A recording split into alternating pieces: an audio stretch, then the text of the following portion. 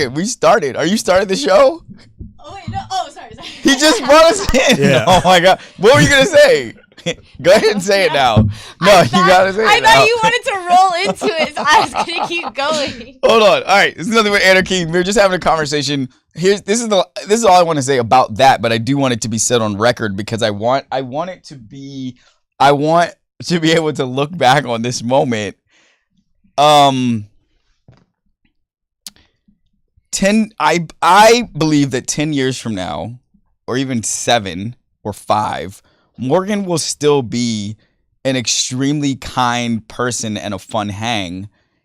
And I think Morgan is going to be the boss of everybody. I think she's going to be extremely sharkish. I think she's going to be really rich. I think she's going to bully some of the people in this industry and play hungry hippos and bumper cars because I just think that's part of who she is. That is I said it briefly at the live show, but I think that underlies like a person who has a really big smile and is so nice to everybody and is so fun and all these other things. Like, you're also competitive, and you're not gonna be cool watching people dumber than you bully other people and take all the money in this game. You're gonna be like, oh, I'm smarter than them, I'm more talented than them, I have more energy than them, I'm more magnetic than them. Give me all of this. And I feel lucky that I'm gonna be able to watch it happen over these next 10 years. Like, cause I you know. Anyway, all right. Do you want to say anything to that, Morgan? No, sharkish though. Sharkish. That has such a negative connotation. I know, but you just called me a villain. You just said God, I had a villain. That also has a negative connotation. I said villain origin story. That doesn't always necessarily mean villain. And you agreed. You said I know what you mean. Yes, that my villain origin story is clear. It is, I think, like you, I am a naturally, I want to give people what they ask for. Like, I want to help people. I want to mentor people. I want to get people unblocked by whatever's blocking them. And I feel like I didn't realize 7 or 8 years ago that people will not give you reciprocity for that. They'll just be like, oh, great, free shit. And they'll just it's like the free stuff at an event. Like, yeah. People are just like, oh, free shit. And they take extra. They take 10 more than they need. They eat 15 pigs in a blanket when they could only really eat 5, and they're going to vomit later because it's free. So, and I can name names, but I won't because I'm not Monique or Cat Williams yet. But I don't know.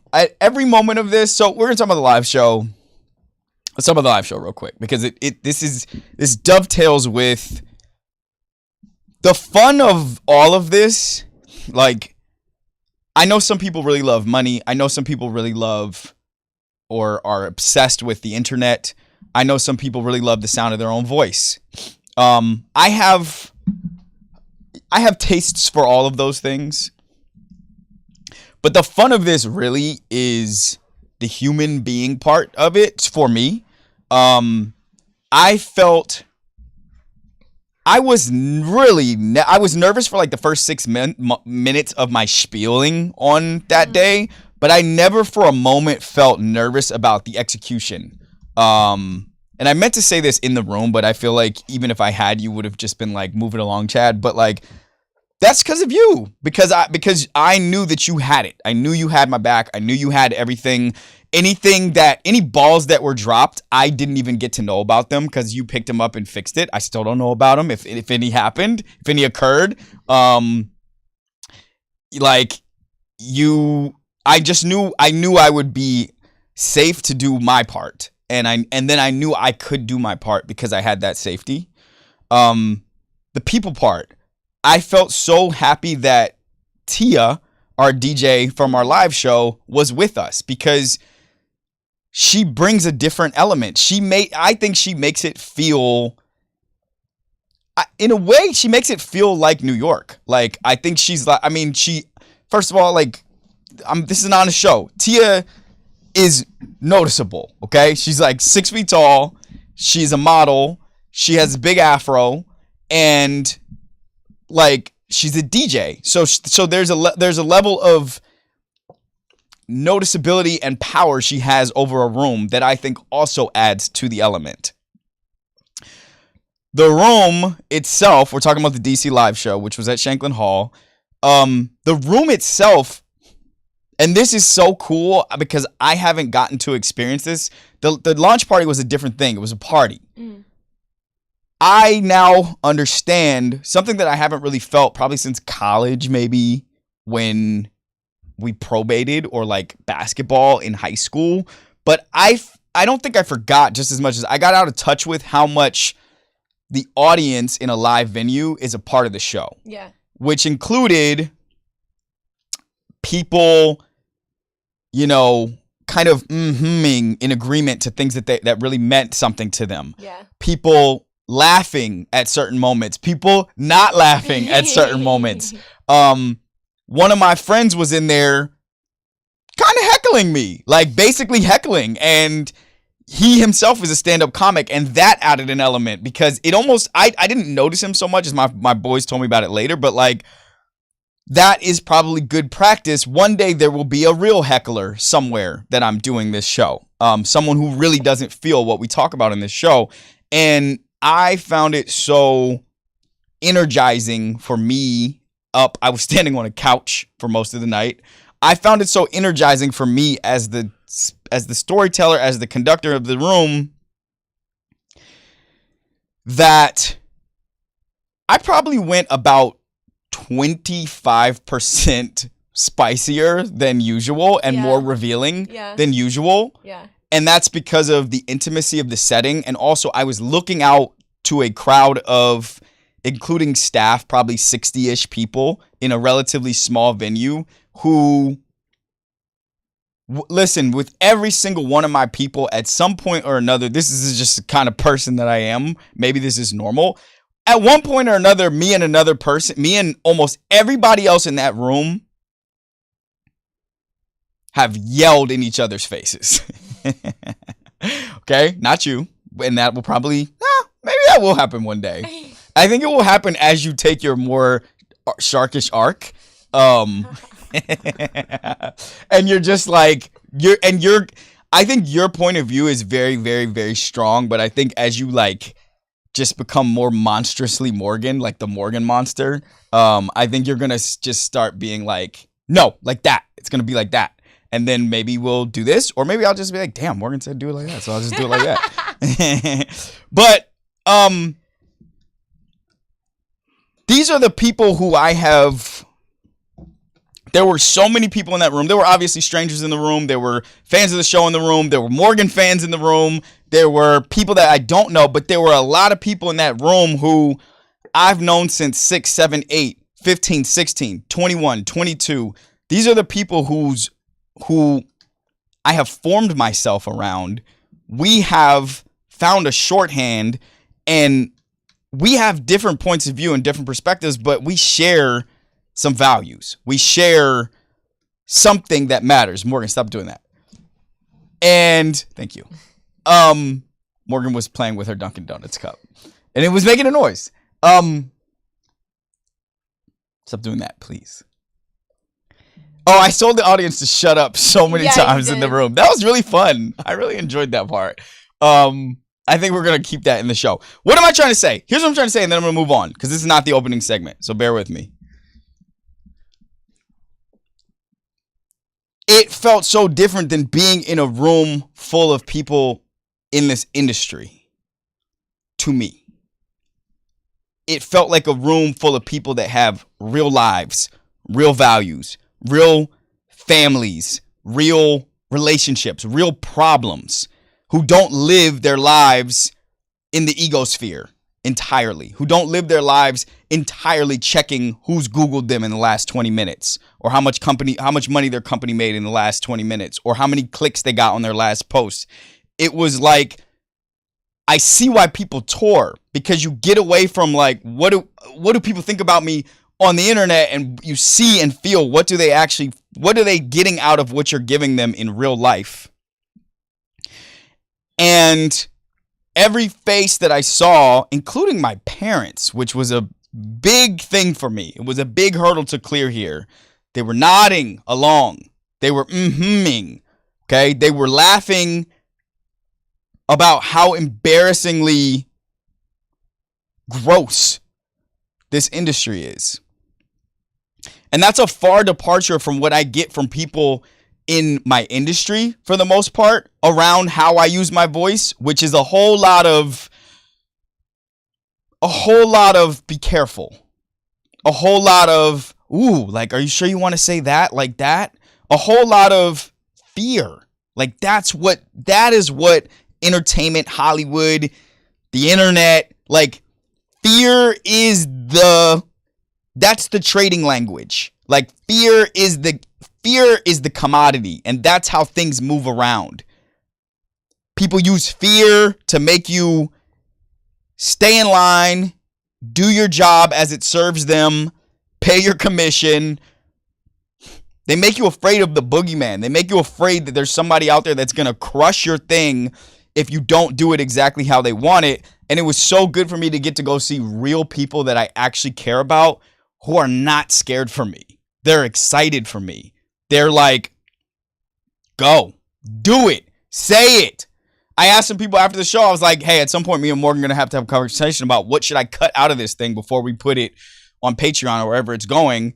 And they were like, I don't think you need to cut anything. These are my real people. Like, This is my mom. This is my sister. These are my friends that if I run into one of these people in real life, and God forbid, but I know these niggas. It's never going to happen. But like, God forbid I ran into one of these people with the chiclet teeth and they actually wanted some kind of action. These are the people that would take a flight.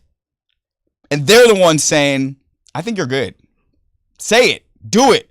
So unfortunately for Morgan, I now feel emboldened to be more specific, more literal, more honest, more forthcoming, because I got to see the people, the real people. Like, we're doing something. That, you know, there's an adage about like creating the world that you want to live in. And I think sphere by sphere by sphere, that's happening. TJ told me, he called me after where we talked for an hour about the show, about the live show. And he tells me like, TJ sees people and environments in colors.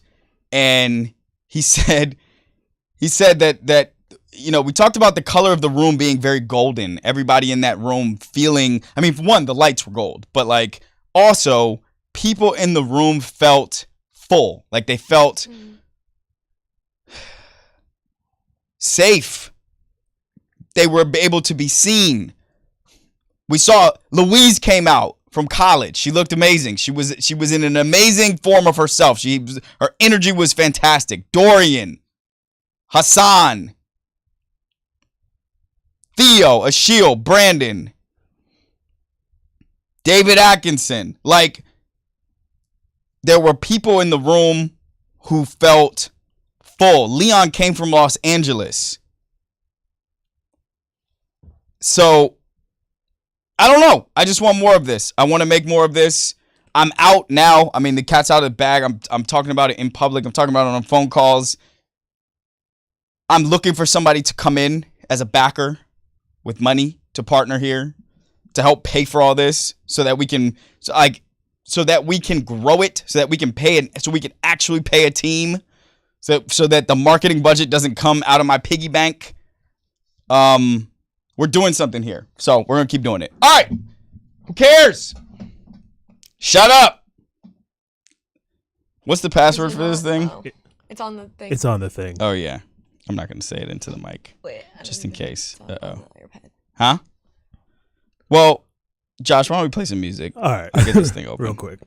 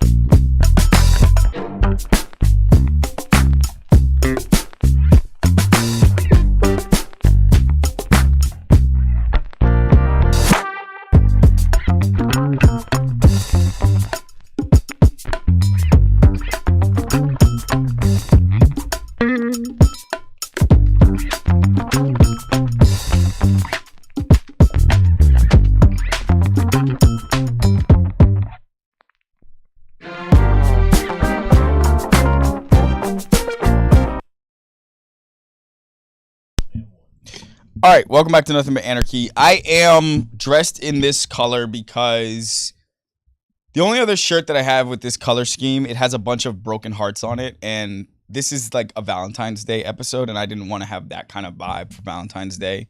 Just didn't feel right. Also, now's probably a good time to mention I am starting a Substack. It is called Bonfire. The first project on that Substack will be my exploration of all things love. Ew.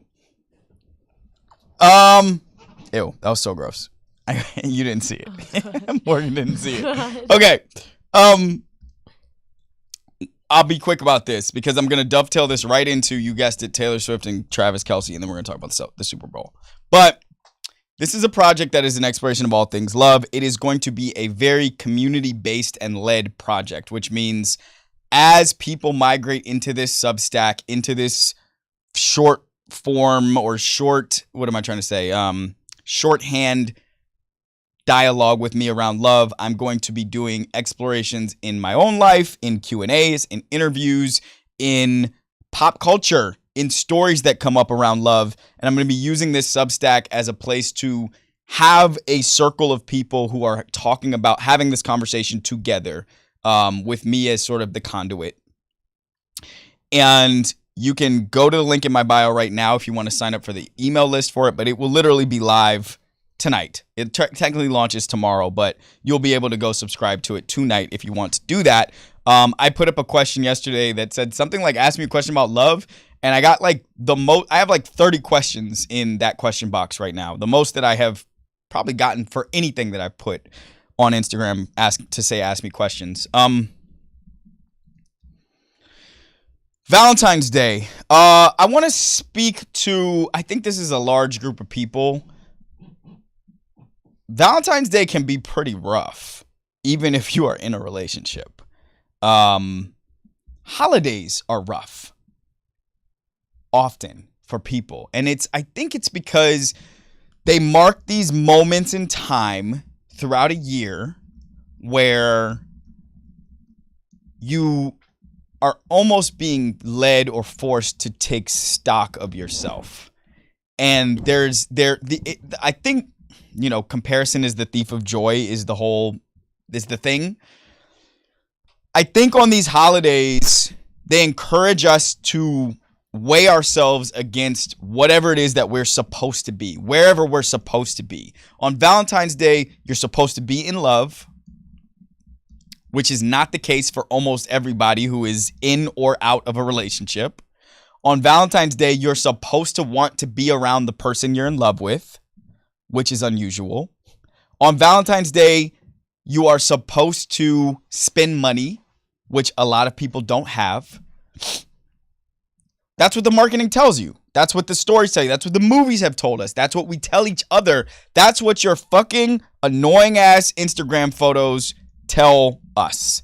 Is that my least favorite kind is the kind from the person not in a relationship who feels a need to Instagram a rose or a box of chocolates or something else nice that someone sent them who they don't feel comfortable having on a photo on their grid with them or in their social avatar sphere, because that is completely and entirely just about saying, I'm good enough that someone wanted to send me this. I wish you would say the thing that it actually says, which is that I feel bad today. Sorry. It's a rough holiday. It can be. If the pressure of the moment is so stacked. Sorry, there's some of y'all out there who are going to have a very lovely Valentine's Day. And I just want to hold space for you guys. You guys, you're the bomb. You did it. For almost everybody else, and I'm including people in relationships. Man, have I been in a relationship on so many Valentine's days. And it is one of the least 50 enjoyable days of that year in that relationship, because it's just what are we supposed to be doing today? Are we supposed to have sex today? I guess so. It's almost like sex as a homework assignment is not awesome. Okay. Are Are we supposed to go to dinner today? Are we supposed to go to the movies today? Are we supposed to hold hands doing the thing? Are we supposed? It's like, it's all of that. It's all of that. And what doesn't help is Taylor Swift and Travis Kelce. The Super Bowl happened a couple of days ago. We'll get to that. But Travis Kelce won. Oh my God. Look at me. Wow. The Chiefs won. Travis Kelce played okay. Pat Mahomes played B- for Pat Mahomes, but he was the Super Bowl MVP. Pat Mahomes, I don't know what else to, I mean, like, Pat Mahomes he's it. He's the guy. Like, come on, y'all. We've talked about this, okay? That's what looking like the GOAT looks like. You cannot compare that to the LeBron James experience. Victor Wembanyama looks well positioned to be on his way to some goatishness. Like, there's so many things that have to fall into place for him. He has to have the right team. He has to have the right coach. He has to win a certain amount. He has to stay healthy, et cetera, et cetera. But, like, man, does he feel primed for goatishness. Honestly, in the same way that LeBron at the beginning felt primed for goatishness. But Pat Mahomes is doing it. That person is exceptional. That person is, it looks like the conditions don't matter. It looks like his teammates don't matter. It looks like who's on the other side of the field doesn't matter. Like, he's Houdini. He is MacGyver. One way or another, like, he's going to pull that trophy out from the grips of defeat. After the game and since the game, there has been a constant stream of Taylor Swift and Travis Kelce content. One of the videos, one of the reels, or I don't know what it is anymore, that has gone viral is Travis and Taylor in a section at a Vegas nightclub. Y'all, Vegas looks so not fun to me. Like, I really like a great party, and I've never seen a Vegas party that looks like the kind of party that I like to be at. That party that they are at looks so terrible. It is such a reminder that they are at their core, not as if we need it in your mind, or not as if it's not present and evident, but like, they are extremely milquetoast white middle Americans. Like, that is who they are. I guess Taylor's from the South technically, but like Tennessee, like, it has, it kind of has middle American influences, and they are doing the thing, kind of doing a two-step, knowing that people are looking at them, knowing that people are taking videos of them. And it's always much more apparent for Taylor, if I'm being honest. It is much more apparent that Taylor knows she is being watched at all times than it is for Travis. And, it's the football player and the cheerleader. Like, that's kind of the image that you see there. It's the skinny blonde white girl. It's the big bearded white boy. And, they're kind of like two-stepping. He might as well have a Bud Light in his hand. I don't know what he's drinking. And two-stepping I'm using so loosely. But, like, they're doing, they're moving their bodies in some order. He pulls her in for a big kiss. And the people around them, oh my God, it's such a scene of grotesque Hollywood. Like, there's like this like 50-year-old looking dude who's like kind of looks overly tan, like he's been on too many golf courses, who's like balding and like kind of standing off over the shoulder of Taylor. And he's like, he just looks so much like an agent or a handler in some way. It's really, guys, it's really gross. Okay. And it is, to me, a reminder of the thing, which is like, this is what you all are supposed to be doing. This is what love looks like. This is what romance looks like. It looks like two drunken white people on a dance floor pretending like they don't know everybody else is looking at them. And I think that's like kind of, those sorts of images are where it starts. And imagine if you're like 13 looking at that and you're like, oh, that's the ideal. Like, that's what I'm out here looking for. That's what I want. That's what I want my relationship to feel like. How in the world, without such great time, energy, and intention spent on figuring it out, are you supposed to actually know what you're looking to feel when you love somebody. That's what my project's about. That's a plug. But that's not even what's interesting to me about this whole thing. Because that's not interesting. They're not interesting. That's the problem. They're not interesting. They're so base. It's like, this is the whole, like, I saw that in high school, okay? I saw skinny, milquetoast white girl, big, annoying white boy. Like, I saw that. That's so boring. That's so stale. We did that already. How, like, with all these shows trying to force the idea that there's such diversity in our country and everyone is different, with all these shows doing it so heavy-handed and like haphazard, and okay, now we need a show about prom on a reservation. Like, how do we still end up with the pinnacle, like the peak, most trending image of love and of connection is still a Viking and a cheerleader? Like, how? Okay. Who cares about that? Here's what actually matters. Here's who I see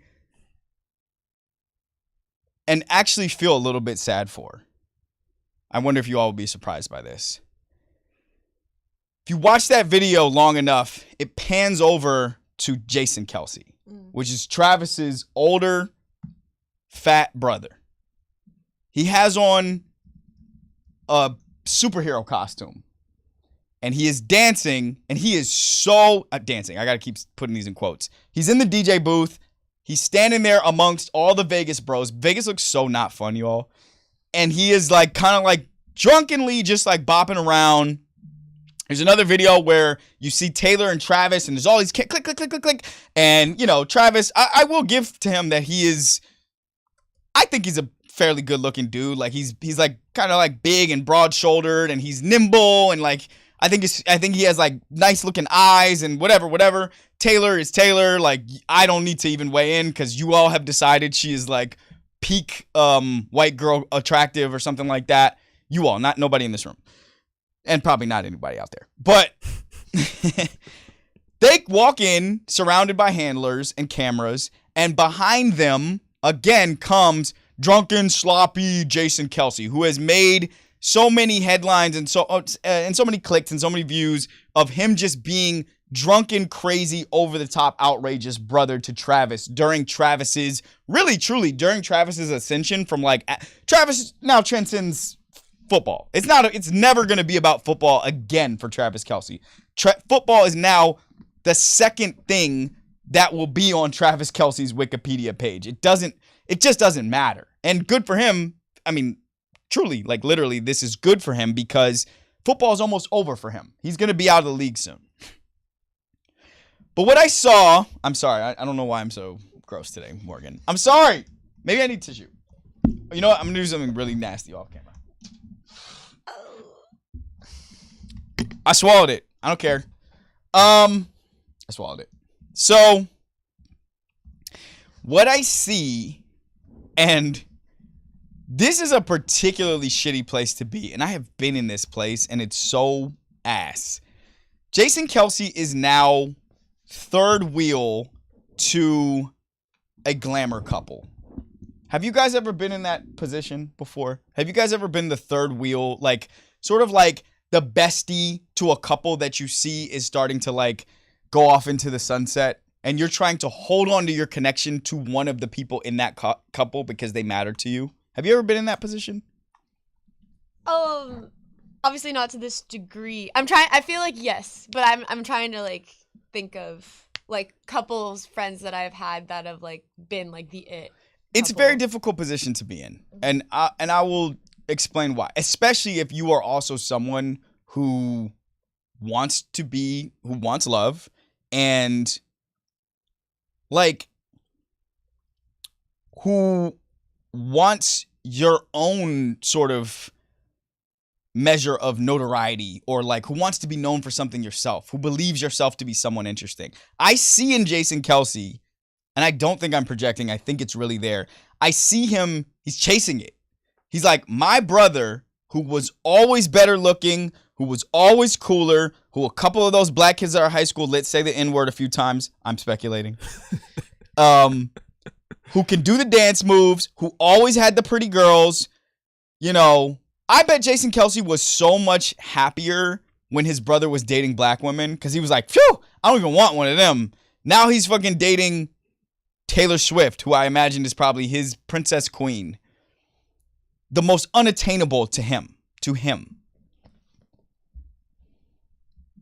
And he and his brother have a podcast. He and his brother were starting to do this ascension together. And Taylor came in and picked Travis. And now, I mean, if most of you all who are here now for the Taylor Swift experience with Travis Kelce, you weren't there when this was part of it. If you were a football fan, you were here for this part. Travis Kelce was like the unrequited wanter of Taylor Swift at one point in time. Did you know that? He was like going on microphones and saying, I love Taylor Swift. I want Taylor Swift to date me. He did it the way people dream you could do it in media, which is like you just say, I want so-and-so to date me, and then she appears, and all of a sudden you guys are together. He did it like that. By the way, I want to say something and be very clear. I do not find Taylor Swift to be more wantable than a black woman. I imagine Jason Kelce probably sees the world that way. I just need to make sure that's very clear. But anyway, now his brother's turning into The Rock. And he's turning into The Rock if The Rock was dating, like, I don't know, if The Rock had been dating Madonna on the way up or something like that. And Jason Kelce, I have to imagine it is bringing up all the stuff Jason Kelce has probably been feeling for most of his life, which is, man, I'm really good too. Look how good I am at football, but I'm the center. I'm the offensive lineman. I never get to score a touchdown. I never get to run the ball in. I never get to catch a pass. I never get to do the cool touchdown celebration. My little brother gets to do all that cool shit.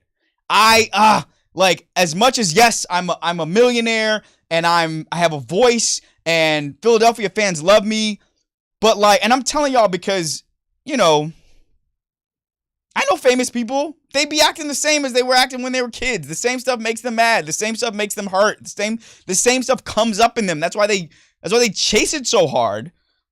I think this dude is like, fuck, my brother is riding off into the sunset. How do I get to stay relevant? How do I get to stay here on his, like, how do I get to hang on to his coattails?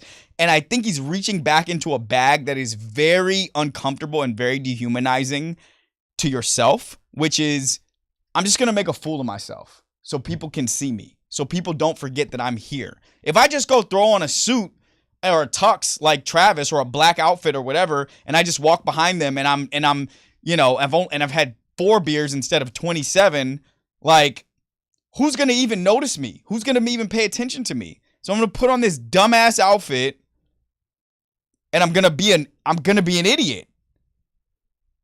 And that's what's going to keep me relevant. That's what's going to make me, my brother just won the Super Bowl. Imagine that, guys. My brother just won the Super Bowl. Let me go put on a superhero costume and dance with the DJ with, like, as a drunken idiot. Those to me are the tells of somebody who is like, he's got everything that I wanted. What can I have? And I will say again, to ground this, I have felt that. I have felt the feeling of, damn, I think I'm pretty good. How do I get people to notice me? Like, how do I get people to pay attention to what I can do? And I have even done that dumbass thing, which is like, I'll take the attention however I can get it. Like, I will make a fool of myself. I will act out of character. I will be undignified. I will do whatever song and dance I have to do for people to notice me too, because, like, man, I wish I had that other thing. All right, whatever. Jason and Travis, I'm available to be a guest on your podcast. Okay, Super Bowl stuff. All right. Morgan was so gleeful about putting this on the docket that she put it at the top. And I know a lot of you all are here for this. So let's just get right to it. You're not going to like it, though. You're not going to like it. You're going to double down? It's not a double down. I said weeks ago, months ago, probably. Yeah. It was when it was announced, so yeah. I said when it was announced that I did not think Usher was a great choice for the Super Bowl. And the reason was because I did not think Usher's catalog was like Super Bowl potent. I didn't think, I mean, there's a recording of this somewhere, so I'm not even going to try to paraphrase what I said because I don't want y'all to be like, you actually said this and now you're saying this. Let's just make it blunt. I just didn't think he was the right choice. I didn't think he was a great choice for the Super Bowl. Now, I thought the Super Bowl show was, and I'm being precise and I'm being real, I thought it was pretty good. That was fun. Yes? Morgan's telling me my hair's fucked up. Where? Here? Here? There. Okay. Pretty good. That was fun. You know what I mean? Like, I sang along. I'm not gonna not sing along to Usher if it's on. I was in a room. I was in a house with 13 people in it. All 13 came down to the basement for the Usher part. I was at Tim and Delisa's. And when you're in a room full of people who are having a good time and wanting to enjoy what's on the screen, you do that. Like, I'm not a robot, guys. Like, I'm not an actual villain, even though Morgan called me one. If it's an Usher party, I'm gonna party. Like, I'm past the age where you plant your foot in the ground to have a bad time to try to make someone else have a bad time. Like, that doesn't work. You just, like, if we're having a good time, fuck it. Like, let's have a good time. You know what I mean? So, but here's what I know. Let me just make it, I'll say it plain and then I'll walk back toward it, okay? You guys think consensus equals truth. You guys think that if the rest of the people you watch on the internet and if the rest of the people in a room with you say something is so, that means it's so. That Super Bowl show was pretty good, okay? It wasn't Prince at the Super Bowl. It wasn't Michael Jackson at the Super Bowl. It was pretty good. I didn't say it was gonna be ass. I'll find please, the exact transcript. Please, Morgan. And if I did, then you need to cut me saying what I just said, and then you need to play the reverse tape and put it right next to it for real, okay? But this is all I'm saying to y'all is like, this is what I want for all of us collectively, because this is very related to the LeBron James experience, and this is also why so many of my friends, not as much as before, but I would say for much of my 20s, my friends, some of them would call me a hater because, like, I want an A+ experience. I want to watch an A+ movie. I don't want to watch. Black Panther is not an A+ movie. I'm sorry, guys. It's not that. That was not an A+ Usher performance. It was about a solid B. That was fun. You know what I'm saying? Like, a B is fun. Like, that's chill. I hate to keep doing this, but I gotta do it because it's the only thing that captures the phenomenon. We all want to feel like we're watching the GOAT. We all want that. We all want to feel like, oh man, the Usher. We are all looking for a good time. We're all looking to be able to say, I saw something spectacular, something that was one of one. So we watch Usher, we have a good time, and we're so ready immediately as soon as it's over to go to the internet and say, that was amazing! Because saying it was pretty good doesn't get you any retweets. Saying it was pretty good is not enough because you guys got to outdo your other friend who you know is going to say that shit was fire. You got to show that it was even more fire! It represents me more than it represents you. It was so fire. It was pretty good. The LeBron James experience, I've been here for it. How does this come back to I've been here for it. It's been really good. But it's not the best. Why can't we do nuance? Why can't we do gray area? Why can't we do precision? Like, the Usher thing, if I said I didn't think it was a good choice and you said you thought it was a great choice, that's a draw to me because it was pretty good. So let me just understand you correctly, right? Please. You're saying that Usher's performance is on par with LeBron James' performance. No. LeBron James' performance is above Usher's performance. Okay. Yes. I just because I was like, that's a little wild. No, what I'm trying to say is like, thank you for asking because now I can clarify. All right. I think we're in a rush for these moments. We are in such a rush to feel a moment. Valentine's Day, a moment.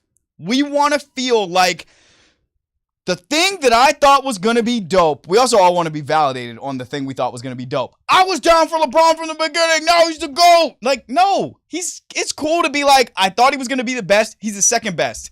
That's a win. That's awesome. On this Usher thing, it's like, I thought I was so excited because I love Usher is different than I watched the Usher show and it was an all-timer. It wasn't. Like, it wasn't. It was, but I'm not, you guys think everything is hate. You guys think precision is hate. That's why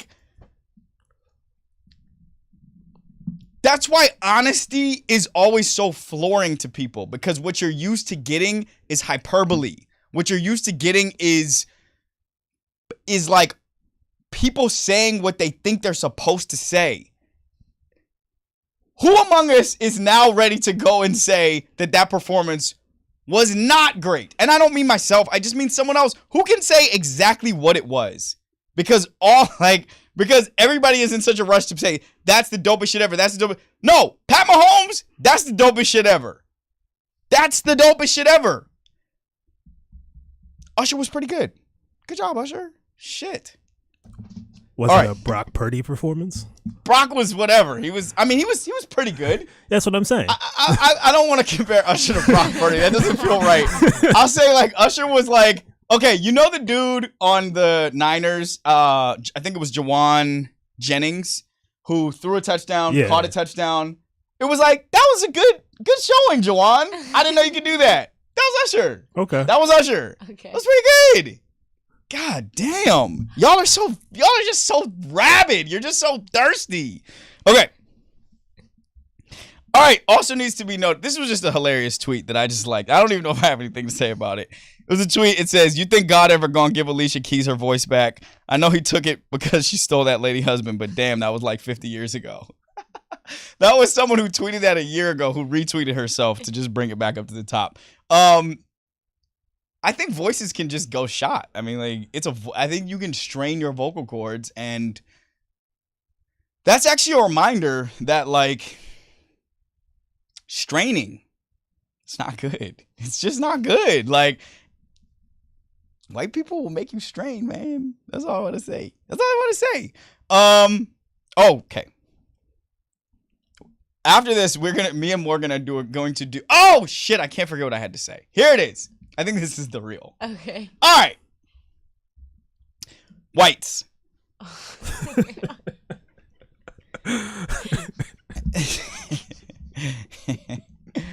Good start. This is an honest question. I want who I'm addressing to know I'm addressing them.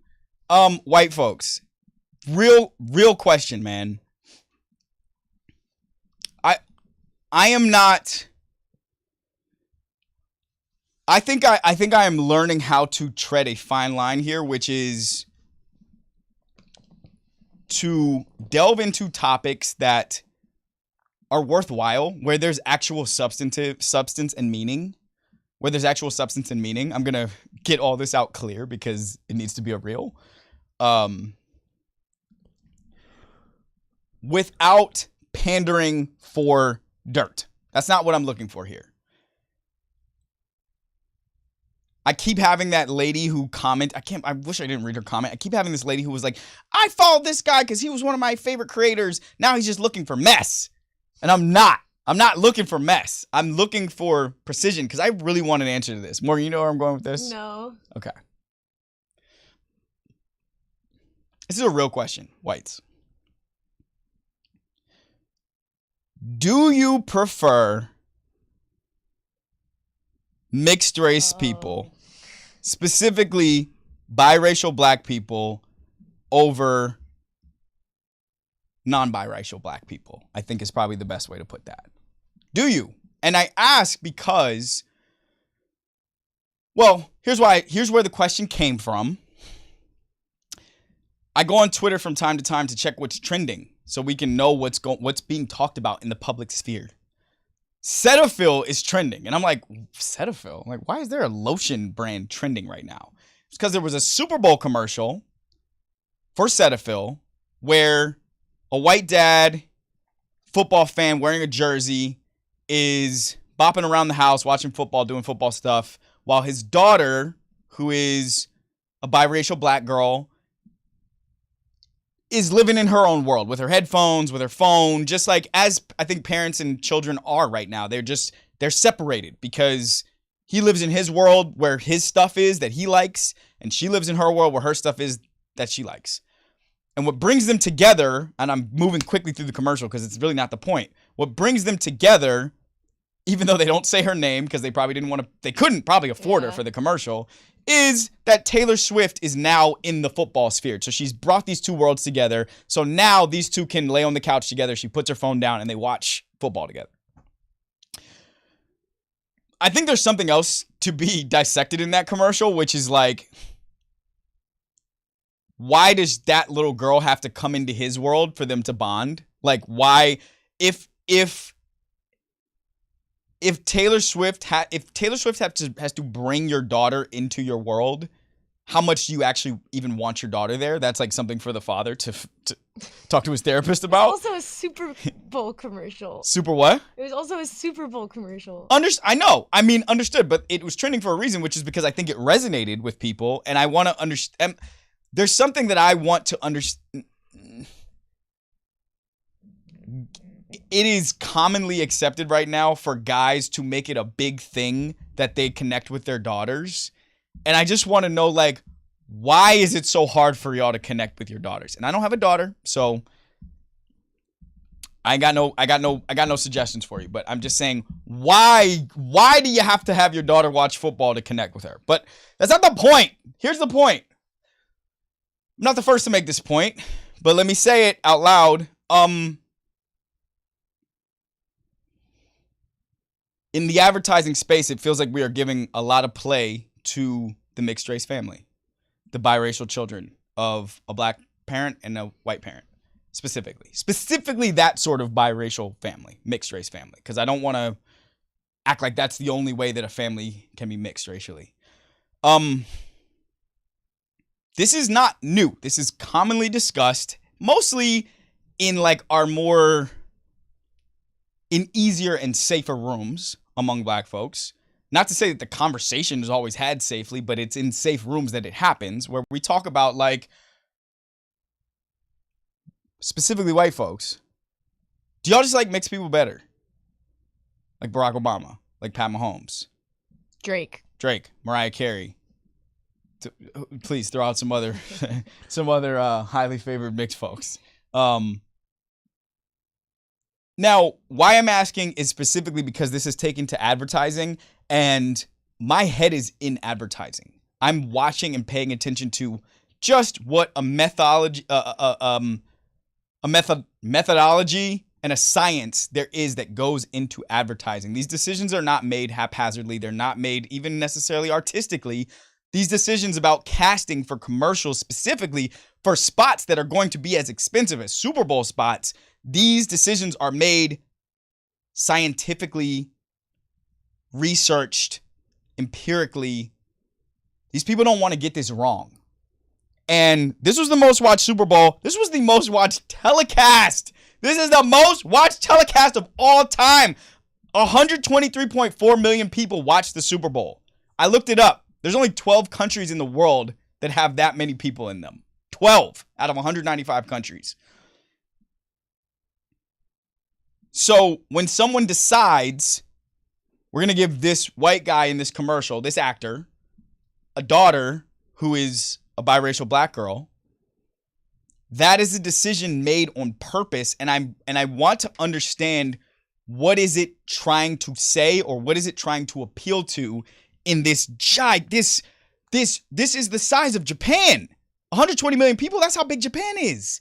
What is it trying to say to this many people at once about what the American family is, the ideal of the American family that we think we are reflecting? who we think you all will empathize with, who we think you all will like, who we think you all will share photos, share this video of. Like, these are the decisions that are made going into marketing, going into advertising. It costs like $7 million to have a Super Bowl spot of that length. So we got to get the casting right. So we're going to choose a mixed race family. You have not heard me yet once say anything disparaging of the mixed race family. One day, maybe I'll have a mixed race family. I have no idea. But I'm asking, because so much advertising appeals to a white sensibility, because that's what most of our country is, do y'all like mixed people better? And if you do, why? Because it's like, to me, they're still black folks, and doesn't feel like you guys are that into to that much. I look like Jay-Z right now. So like, what's really good? Do you guys like Pat Mahomes better than Lamar Jackson? Why? You guys like Mariah Carey better than, I don't know, Nicki Minaj? Why?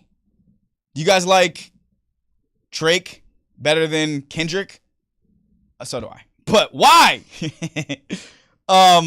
What is it? And can I posit some theories? Like, is it that you feel that someone who has a white parent but is black is closer culturally to you, or that they are more human, that they are smarter, that they're more responsible, that they are more, that you can empathize with them better?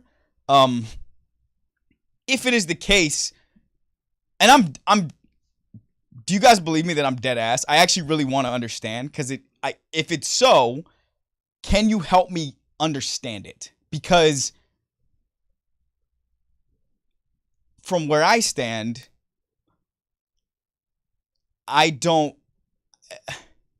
it makes me feel like you don't necessarily, it's like you see them as black, but not totally or something.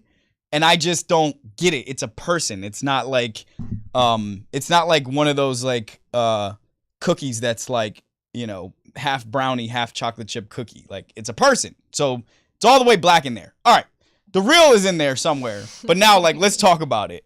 Morgan, you have a point of view on this. I asked you before the show, do you want to talk about it? So do you have a point of view on this? I didn't know that this is where you were going with it. Oh. But my point of view for somewhat is that I feel like it's one of those, it's a representation issue. Like, I feel like there are a lot of mixed race families, therefore they would have commercials with mixed race families. But I feel like the issue is that there aren't enough like fully black families, or like, it's a representation thing. So I feel like that's why it could like bump people sometimes. But I think that the whole point of doing it is that like that's just how our world looks now. Like, I personally would prefer it. I don't know. Actually, I don't know how to say that. For the record, I wasn't saying I would prefer it to be mixed race couples. I was gonna say something else, but I decided against it. Okay, Morgan is scared like Jay-Z. Those commercials would have you believe that that's what our country looks like now.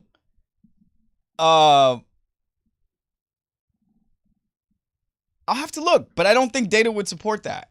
I don't think there are more mixed race families now than there are black families, for example. I don't think so either, but I do feel like there are a lot of mixed race families. So, but the problem that I'm saying is that there aren't enough commercials also representing the full, like, spectrum. Yeah, exactly.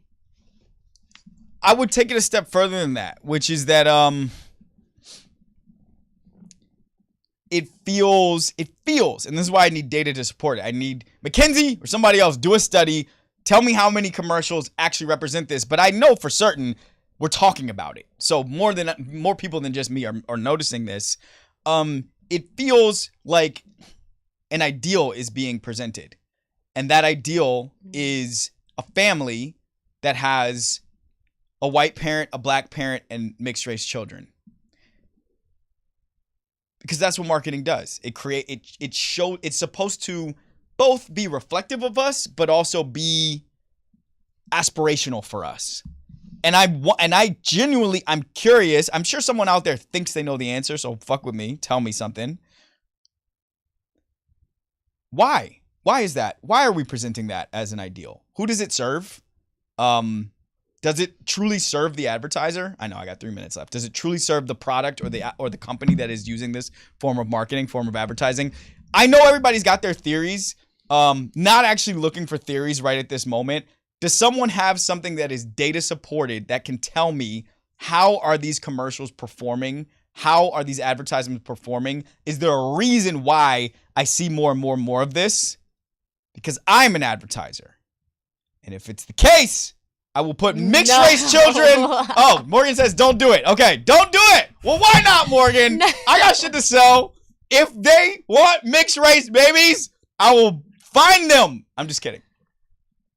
No, but dead ass. I really want to answer. That's also a problem within itself because you always see the same representation of a mixed race kid, which is like this light skin, light colored eyes, perfectly curly hair, which is like not perfectly. She which said is not always true. And so I am Exhibit A. So I just think that there should be a variety of mixed race. Yes, kids and Morgan, I just want to point out, perfectly curly is not something that exists.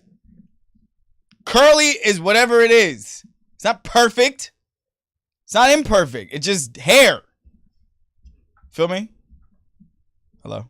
What? Do you feel yes, me? I feel you. Okay, thank you.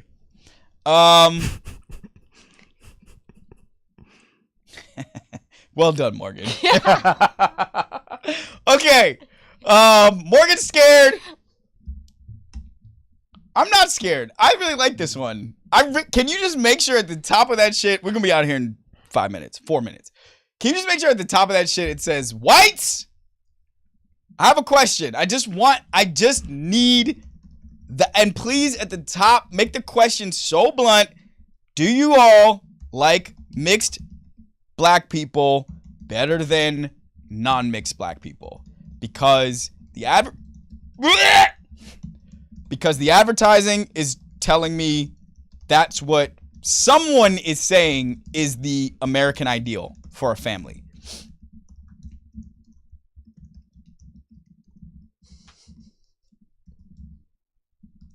Don't put this in the reel, but I know it's coming. I've been around a lot of mixed folk. I know you guys are going to get spicy with me. Some of y'all are going to even say I'm mixed. Because I know that's coming too. I've been in this conversation we've been having this conversation for a long time. Also, I love mixed people. I do. Oh, my closest friends are mixed. Morgan Sean's mixed. I love Morgan. Like, come on, man. Come on, dude. Come on. Wait, you're not mixed? Ah! I literally just want, is it cool? Can someone just tell me? Can you just say the answer definitively? I would love for some white person to comment like, yeah, actually, we do prefer mixed people. Because I can wrap, if it's definitive, I can wrap my head around that. And I can honestly, accept it and leave it alone. Like, oh, okay, cool. All right, 2 more things. Damn it. I'm out of time. I have more shit to talk about. You can get into the NBA on Thursday. Okay. I have an NBA spiel to say on Thursday. Can I tease it? I'm going to tease it. All right, very quickly. I'm going to do this in 1 minute. Phil Jackson has a theory. We got to do the Kanye thing on Thursday, too. Do we have a show Thursday? Yeah. Yeah, we're just doing it next Thursday. I wanted to do a post game on our Chanel call as well, but we'll do it after the event. Okay. Really quickly, NBA thing. You can take this with you. So, Phil Jackson. No, fuck it. It's mine now. Never mind Phil Jackson. I came up with a theory that not based on Phil Jackson. Not based on Phil Jackson. I don't even know who that is. That NBA teams that make it to 40 wins before 20 losses in the regular season are the only title contenders. They're the only teams that can win the title. Only 2 teams in the last 40-something years have been able to buck that theory, okay? So most of the time, almost 90% of the time, the team that wins the championship gets to 40 wins before 20 losses. Here are the teams in the NBA who have a chance to meet that bar. There are 7 of them. The Celtics, the Bucks, Denver, the T-Wolves, the Clippers, and the Cavs. And the Thunder. Did I say the Thunder? And the Thunder. Now I'm going to tell you which of those teams are actual contenders to win the championship and which are not. And this is my combination of them being a part of that theory, them having a chance to meet that bar, and also just eyeballing where they stand statistically and also what I see on my TV. So the Celtics they've already made it past the bar. They're 41-12. First on offense, third on defense. The Clippers, 35-17. Second on offense, 8th on defense. The Nuggets, the defending champs. Statistically, they're the worst of all these teams. They're 35-18. They're 12th on offense, 15th on defense. But they have Jokic. They have the system. They've been there before. They have a chance. And the fourth, this is the fourth. There are only 4 teams that can win the title this year, guys. I'm telling you who they are. The Celtics, the Clippers, the Nuggets, and the fourth is the Minnesota Timberwolves.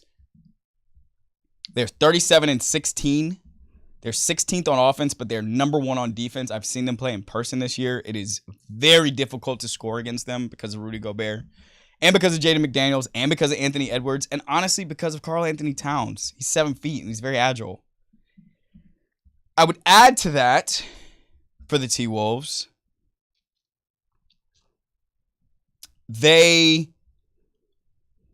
are not highly experienced in the playoffs, but their best players are not young, except for Anthony Edwards. Their best players are not babies. Here are the fake contenders. The Bucks. I told you guys that when they got Damian Lillard. They're 2nd on offense. They're 17th on defense. They're 35-19. So there's a strong chance that they're not going to clear this bar anyway. The Oklahoma City Thunder. They're 36-17. They're 5th on offense, 5th on defense. They remind me a lot of last year's Kings. An overperformer that I think is the lights are going to get a little bright for them when the playoffs start. And then the Cavs, 35-16, 14th on offense, 2nd on defense. They almost got swept by Jalen Brunson last year, y'all. I just can't. I don't see them taking a leap from losing 4-1 to the Knicks all the way up to winning the title this year. So those are your 4 title contenders: the Celtics, the Clippers, the Nuggets, the Minnesota Timberwolves. That's it. There's nothing but anarchy. Look out for our taped. What is it? What do you want to call this? Look out for the episode from the live show. It's coming out next week. It'll be available via, we don't know yet, but we're going to put a cover on it. We're going to make it available for sale like a live album, like a live comedy album kind of thing. And we'll see y'all Thursday. Same time, same place. We'll be right back here. Bye.